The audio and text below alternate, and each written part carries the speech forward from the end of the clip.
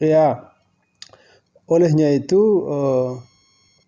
lembaga DPRD atas nama Ketua DPRD juga, ya, karena pekerjaan dari yang dilakukan oleh PT Rufani Papua yang melaksanakan kegiatan proyek hot mix dalam kota ini sangat lambat dan progres pekerjaannya kalau kita lihat secara fisik ini belum sampai dengan 50% sampai dengan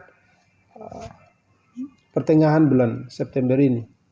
Olehnya itu, padahal kontraknya, pembuatan kontrak perusahaan itu sudah mulai dari bulan Mei. Tapi sampai dengan kurang lebih, sampai dengan September ini, pertengahan September hampir kurang lebih 5 bulan ini, progres pekerjaannya baru hanya kurang lebih 50%. Nah ini sangat bagi kami, ini sangat kinerjanya sangat buruk dan sangat tidak kooperatif. Kenapa sampai dengan sudah kurang lebih 5 bulan pekerjaan ini sudah masih terbengkalai? Padahal ini sudah September dan sudah mau memasuki Oktober, November dan Desember, kurang lebih 3 bulan lagi sudah akhir tahun anggaran. Olehnya itu pekerjaan ini harus diselesaikan dalam tahun anggaran ini.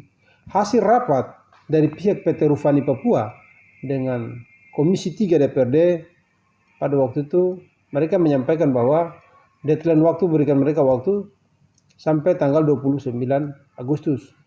29 Agustus kalau sudah memang tidak pekerjaan belum selesai sampai dengan 100%, maka bisa saja mereka minta untuk diputus kontrak. Tapi sampai dengan sekarang ini pekerjaan mereka kurang lebih sudah hampir 5 bulan ini pekerjaannya